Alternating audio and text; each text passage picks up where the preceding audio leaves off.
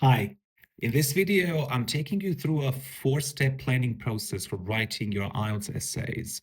And this is going to be a long one, so remove all distractions, get your notes and a pen, put your phone on silent, and let's do this.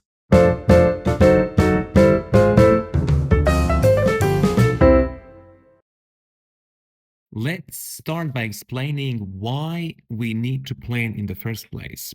Because I often hear students asking me, can I skip it and just write my essay without planning? And the answer to that question is absolutely no. You simply cannot write an essay without planning it first. Planning is part of the writing process. Nobody starts writing anything without thinking before they begin. Even if you want to write a simple email, you're going to think about it to decide what exactly you want to say. To understand why we can't write without having a plan, it's useful to understand why we write essays. An essay is an academic piece of writing. You normally write essays after you've done some research or you did some extensive reading on a specific topic, and now you have something to present. You have research results, you have some data, or you've developed an opinion and you have arguments that you want to present. To translate this to our IELTS context, planning is basically doing the research. But in this case, research for you means taking 3 to 5 minutes to sit, think, and develop ideas that you are going to use, and most importantly, writing your ideas on a piece of paper. So, ideas come first. That's the main message. Going back to the idea that essay is academic writing, well, what does that mean? It means it has a very strict structure and follows certain rules. You cannot be creative here. Your job is to follow the rules and fill in that structure with your ideas. Also, to be able to write a really clever thesis statement, and I mean a band 7 and above thesis statement, and mind you, a thesis statement is the most important part of your essay and is the last part of your introduction. You cannot write it without having the ideas. You cannot write your introduction unless you know what ideas you are presenting in the body paragraphs. So, planning is, once again, part of the writing process. It's not something extra or something that teachers recommend. It's how writing begins. Having in mind how much time you have in the IELTS exam, you should spend about 5 minutes planning your essay. You really don't want to spend more than 7 minutes max, because you're going to need the rest of your time to write, read your essay at least once. It potentially makes some minor edits before you submit your essay. Hopefully, by now, we agree that there's no writing without planning, and we can move on to our first step.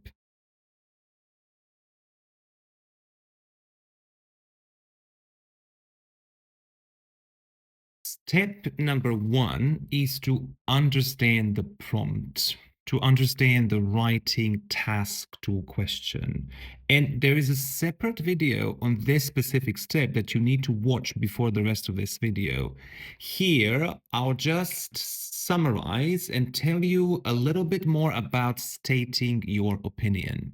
So, after reading the task, you have identified the topic, and you have identified the issue, the subtopic related to the topic. Remember, you are never writing about some general topic. It's always narrowed down to an issue, to a subtopic.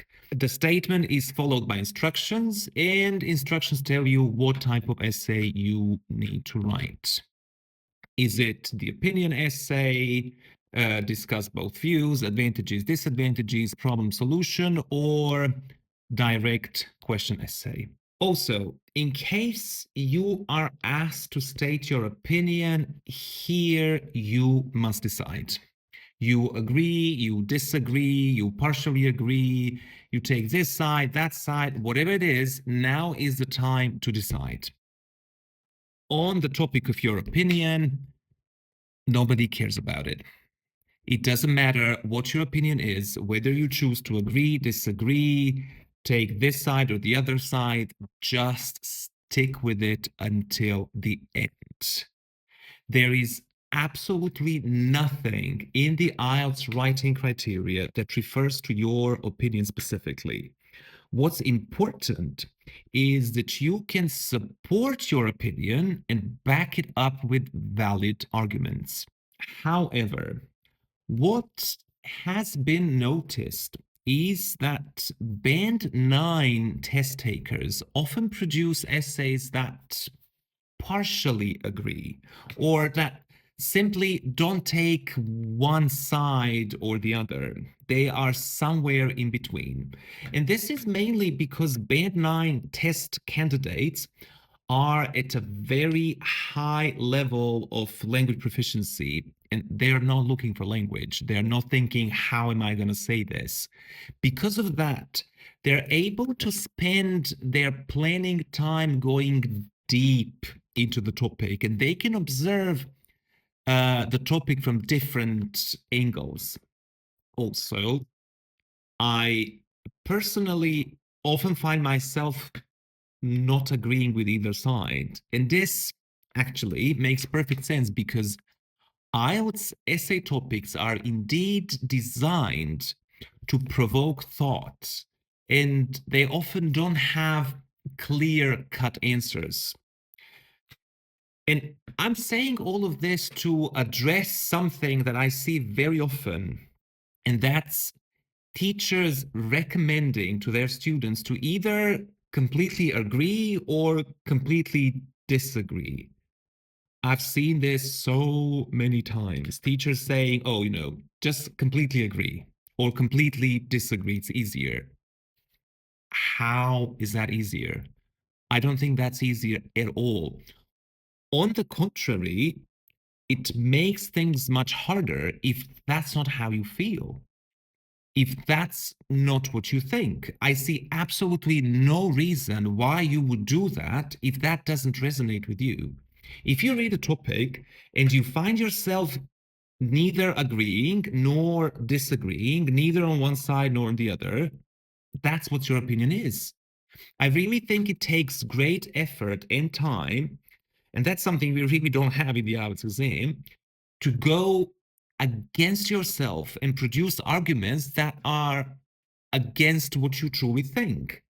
So, what I recommend is that you honestly present whatever your opinion is.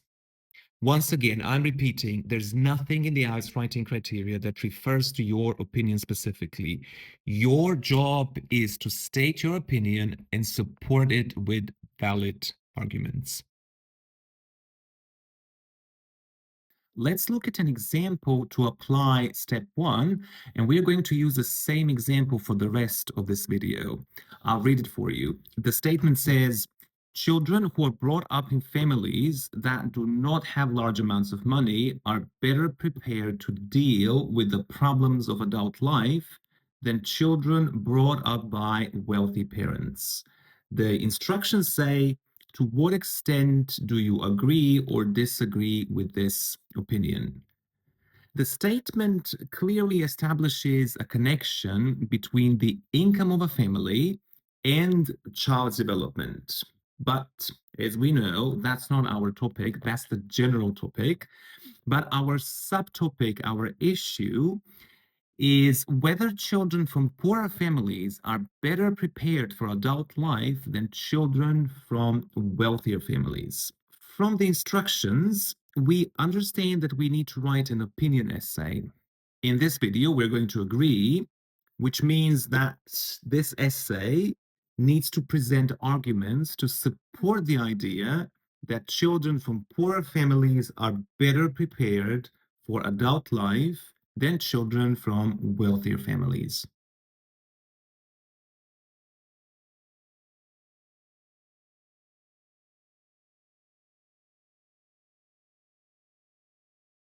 In step two, your job is to just let your brain do what it knows how to do very well, and that's generate ideas. The aim of this step is to come up with ideas that you're going to use to develop clear and coherent body paragraphs. In practical terms, what are you doing? You're sitting and thinking, you are meditating on a specific topic, and most importantly, you are writing things down as they cross your mind. So, writing is the critical aspect of this process, and you need to understand why. Reason number one is that our thoughts are fleeting. What does that mean? Well, it means they come and go. Writing ensures that all those ideas are saved somewhere so you can work with them later. When you write, you sort of get a visual map of your thoughts. You actually see your thoughts, and that makes it easier for you to identify connections between ideas, to categorize them, and ultimately plan a well structured essay. Another important reason why you need to write is that your brain can only hold a limited amount of information in working memory. If we try to juggle too many ideas mentally, what typically happens is a cognitive overload, and the whole process just becomes overwhelming. So, you really want to offload those ideas on a piece of paper. An idea crosses your mind, you stop and think, and you decide, I like this one, I want to use this one, then write it down and move on. In this case, you free up space and you can focus on generating new ideas. Of course, there are many other reasons why writing is important for us humans, but we're not going to spend more time on that topic. Now, the question is, how are you going to do this? How are you going to write things down? And that's entirely personal. You can use mind maps, lists, tables, it doesn't matter as long as it works for you. I personally just write things down in a very random order.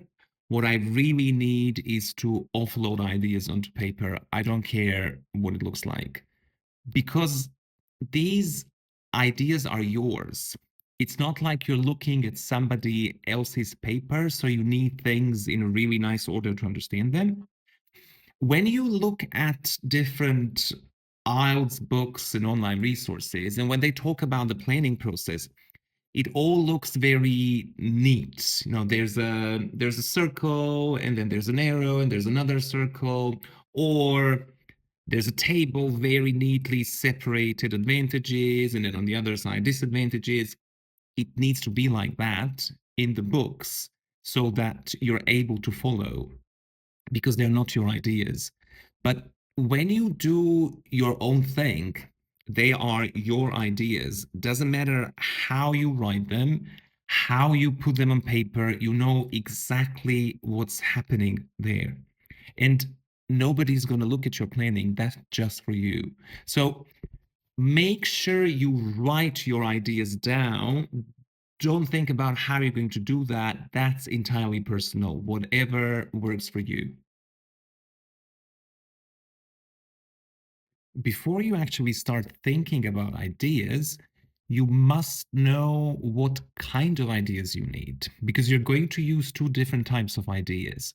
You will have to come up with your main ideas, and those main ideas need some supporting ideas. In other words, you have your main arguments, and then you must explain those main arguments or provide examples so that the reader can understand your main arguments. And to illustrate this story, to help you understand the difference between main and supporting ideas, let me give you an example from everyday life, not related to IELTS at all. Imagine the following situation. A child is talking to their parent slash guardian, asking for a new computer. And the child says, I want this specific one. And the parent then asks, well, why that one? The child says, because it's fast. And the parent then says, what does that mean? It's fast. What does that mean a computer is fast? And the child says, well, on that computer, I can edit a short TikTok video in less than 10 minutes. Or I can play all the new games because that computer has the latest chip. And the parent then says, oh, now I understand. So in this short story, it's fast is the main idea because it directly answers the question that the parent asked. It's fast is the main idea, and then the child supports that main idea by giving very specific examples, by saying that he or she can edit a video in less than 10 minutes or that they can play computer games because of the latest chip. Let me give you another example. Two people are speaking, and person A says, what do you think about George? Person B replies, I think he's very unpredictable. Person A says, what do you mean? And then person B goes on to tell a story and says, well, we were supposed to meet for coffee, but then he just canceled half an hour before with no explanation. And that's not the first time it happened. Last month, da da da da da, the story goes on. So, in this specific example, he is very unpredictable, is the main idea because it directly answers the question that person A asked, what do you think about George? But because person A doesn't really understand what it means that George is unpredictable, person B tells a story of a very specific situation and says, he canceled with no explanation to illustrate the fact that George is unpredictable. So he is very unpredictable is the main idea. But the story about George canceling with no explanation is the supporting idea that helps us understand the meaning of the main idea. So, main ideas are central arguments or the core points of your essay, and they directly answer the question. And most importantly, they are broad enough to expand upon in a paragraph. They're broad enough so that you can actually write a whole paragraph. Your supporting ideas are there to support the main ideas, and they typically include very specific details, examples, explanations, and evidence that make the main ideas convincing. From this picture here, you can see the basic structure of your essay, and you can see how supporting and main ideas work together to support the thesis statement. That is to answer the question or the topic of your essay. As the picture shows, you're going to need two main arguments and two supporting arguments for each main one. This structure is very typical for an IELTS opinion essay. So two body paragraphs, each paragraph with one main idea.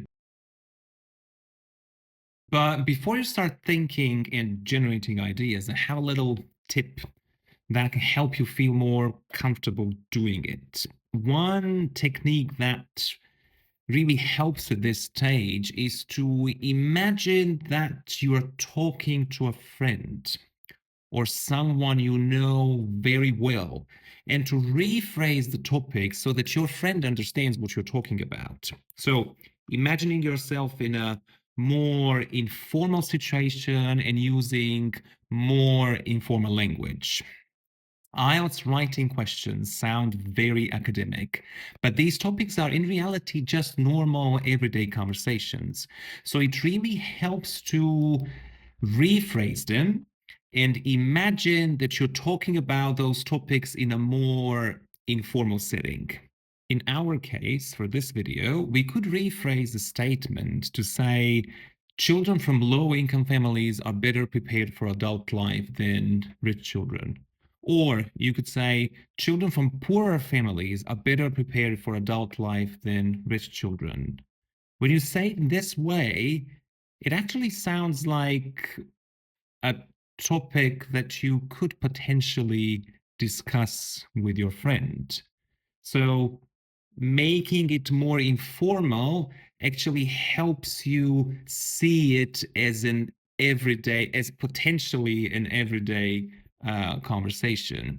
Another very useful idea that can help you is to try and make topics personal, to imagine yourself in that specific situation mentioned in the question, or to simply relate the question somehow to your life. This doesn't always work, but when it does, it really helps. So, in this specific situation that we have in the video, maybe you are a child that was brought up in a low income family or a wealthy family, or you know someone, you have a friend.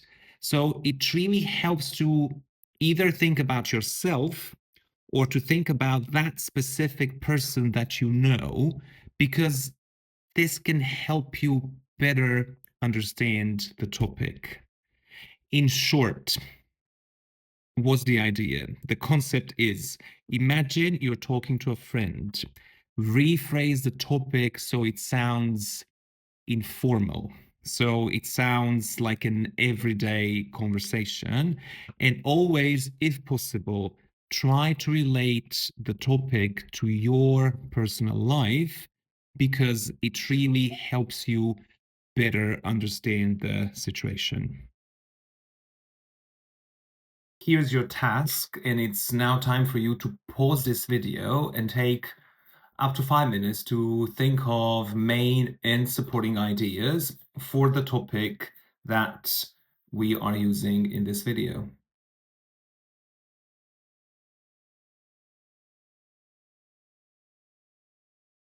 We have reached stage 3 of the planning process, and now we need to evaluate and filter. Your job now is to go back to the prompt, to the question, read it one more time, and then go over all your ideas and evaluate them one more time. Look at your first main idea and ask the following questions. Does this idea directly answer the question? Is it broad enough to support a full paragraph? And can I provide evidence or examples for this idea? If you say yes to all 3 questions, great, you're keeping that one and move on to the next one. Also, evaluate your supporting ideas one by one. Read the first one, ask yourself the following questions. Does this idea explain or back up one of my main ideas? Is it specific enough to clarify the main idea, or am I just repeating the same thing? Can it be used as an example or illustration? Now, why am I asking you to do this? What happens surprisingly often is the following situation. You have your ideas, you've generated enough main and supporting ideas, they're all there, and you've moved on to write your essay. Somewhere in the middle of the first or second body paragraph, you realize that the next idea you're about to write just doesn't make sense. Or you realize that you've already said that and that your next idea is actually the same thing, just using different words. And you don't want this to happen because it typically gives test takers a mini panic attack. And it can often get even worse because you just start questioning everything you've done. And you really don't want this to happen. So please double check all your ideas. Also, in case you have written down more ideas than you actually need, now is the time to filter them. Now is the time to decide which ones you want to use and which ones you don't want in your essay. Because more ideas don't lead to a better essay, but fewer And well-developed ideas can definitely get you a higher score. And the last thing here is to decide simply in which order you want to present your arguments. What goes in the first paragraph and what follows in the second one. What you see now is the result of the whole planning process, obviously just an example. The first main idea focuses on the fact that children from low-income families develop problem-solving skills because they face difficulties early in life.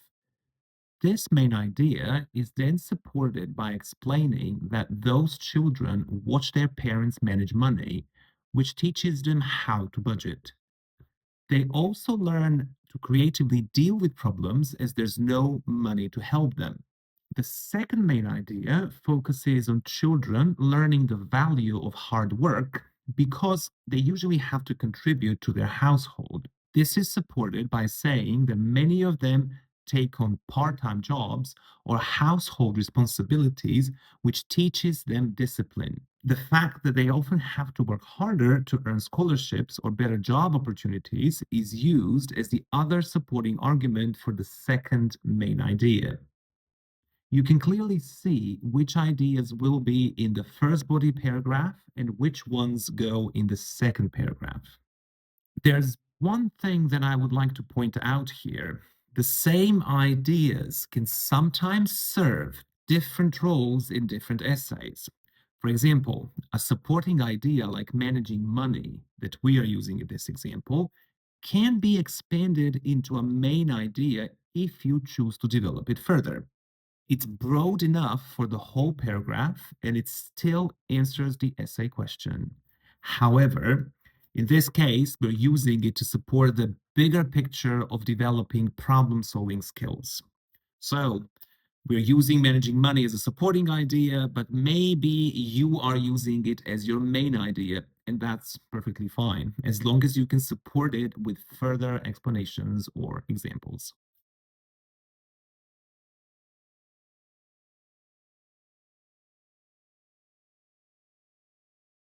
And the last step of your planning process is to take some time to think about the words and phrases that you can use in your essay.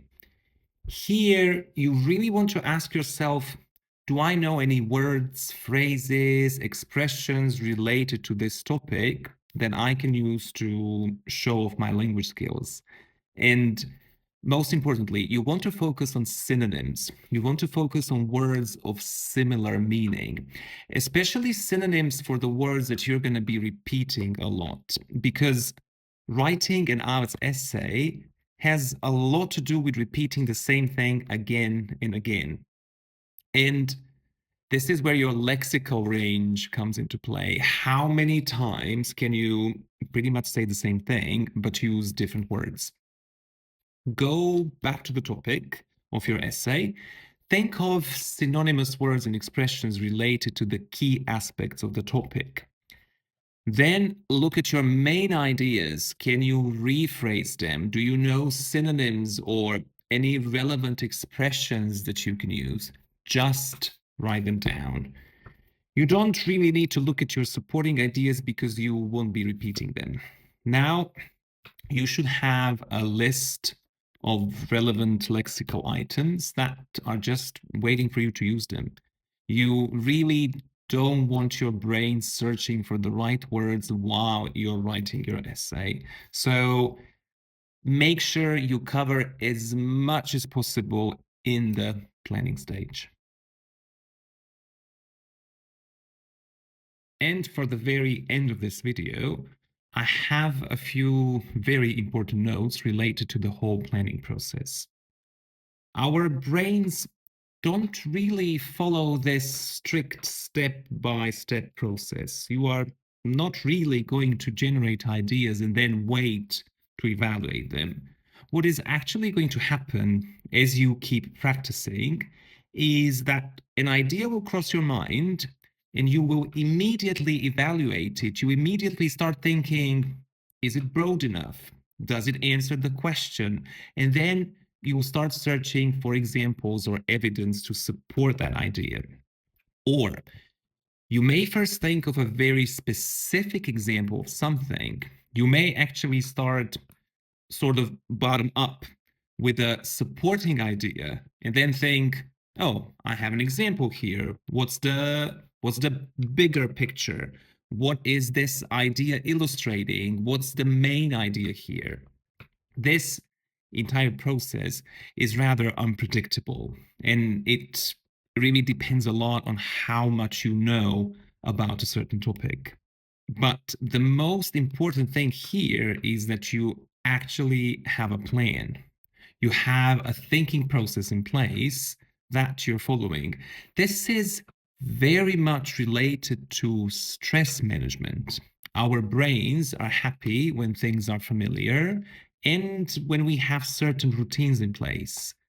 When you get that exam question in front of you, your brain knows exactly what it needs to do. Your brain knows what the next steps are. In this way, you are able to significantly reduce test anxiety and, in return, obviously, improve your exam performance.